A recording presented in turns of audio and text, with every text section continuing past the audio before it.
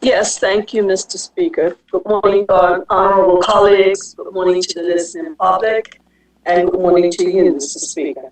Mr. Speaker, based on how this pandemic is ravaging communities across the globe, it is no surprise that our beloved COP match was canceled this year.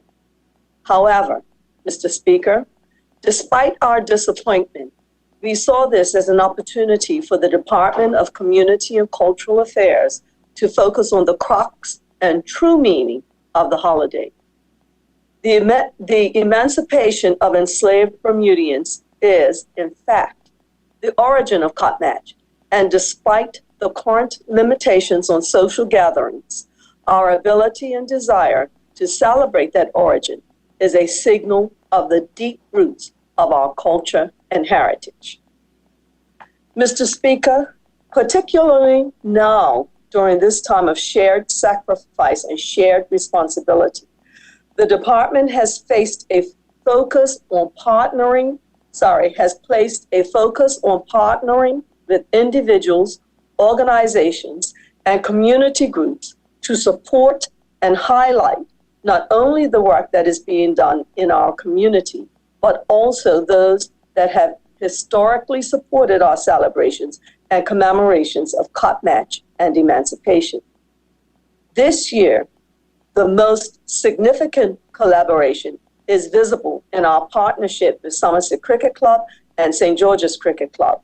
We've worked closely with Mr. LaShawn Blanchett and Mr. Neil Painter to develop a series of events that have been endorsed by the clubs as our signature program for the holiday. Additionally, Mr. Speaker, the Department of Community and Cultural Affairs is working with cricketers, historians, Burmemes, libraries and archives, CITV, Method Media, tour operators, musicians, and friendly societies to provide opportunities for the public to learn about the connections between Mary Prince's narrative published in 1831, Emancipation on 1st of August, 1834, our first COP match in 1902, the establishment of the COP match holiday in 1947, and of special significance this year, the establishment of Mary Prince Day in 2020. It's clear that this observation has evolved over the years, but one thing has remained constant. No matter how it is celebrated amongst our citizenry from year to year, this remains our most culturally significant holiday, and we were determined that this year should be no different.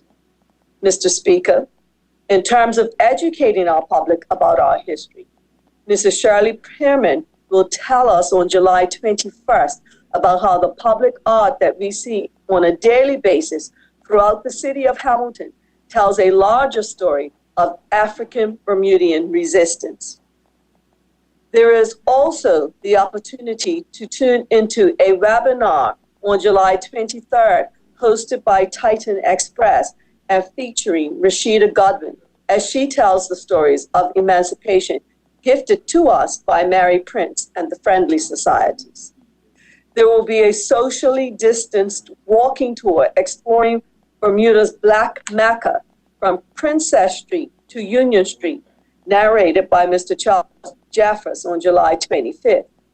This provides an ideal opportunity to learn about this area of African Bermudian economic empowerment.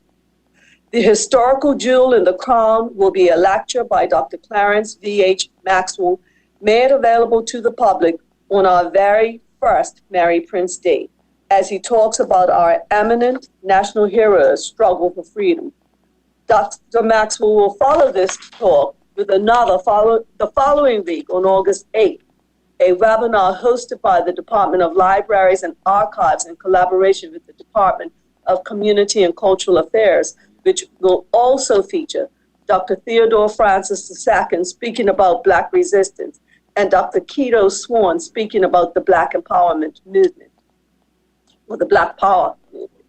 Mr. Speaker, For those who want to know more about Cop Match and our sporting legacy from cricketers both current and seasoned, there will be a series of conversations and interviews hosted on CITV. We will release a full schedule in the lead up to the holiday. We are also excited to partner with Method Media, who will provide a series of interviews that will give us the flavor of Cop Match, tapping into the heart and soul of why this holiday is one of our very favorites. Mr. Speaker, Cop Match wouldn't be Cop Match without a nod to at least some of the celebratory parts of the holiday. Barmeems and the Department of Community and Cultural Affairs are teaming up for a virtual Cop Match celebration. We won't spoil the fun by giving out all of the details at this time, but rest assured this is not to be missed. The Department of Community and Cultural Affairs will also be organizing an Emancipation tribute concert in collaboration with Barmeems, made available online as well as via CITV to the public on Mary Prince Day. We'll announce the lineup at a later date, but I can guarantee that tuning in will be a very special way to spend the second day of our holiday. Mr. Speaker, details for all of the information I provided today is available on the Department of Community and Cultural Affairs website at www.communityandculture.bm. I encourage the public to take full advantage of the many and varied offerings and to celebrate the holiday safely. Mr. Speaker, in February of this year, the Honorable House approved an amendment to the Public Holidays Act 1947 to rename the second day of Cop Match from Summer's Day to Mary Prince Day. Mr. Speaker, at that time, I advised this Honorable House that our national hero, Mary Prince, is recognized on the world stage for the crucial role she played in the abolition of slavery throughout the British Empire by telling the painful story of her life as an enslaved person. It was only fitting that the second day of Cop Match be renamed for her.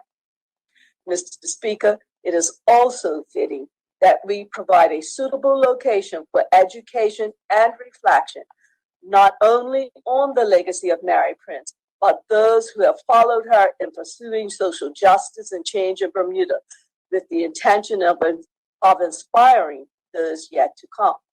To that end, the Department of Community and Cultural Affairs assembled an advisory committee comprised of technical officers from the Department of Environment and Natural Resources, the Department of Public Lands and Buildings, and the Ministry of Education, as well as experts within the Bermuda's visual arts community and members of the Department of Community and Cultural Affairs Emancipation Committee to consider a suitable site related to Mary Prince. Mr. Speaker, the committee considered a number of sites, and based on their detailed recommendations, Devonshire Bay Park was determined as the most appropriate site.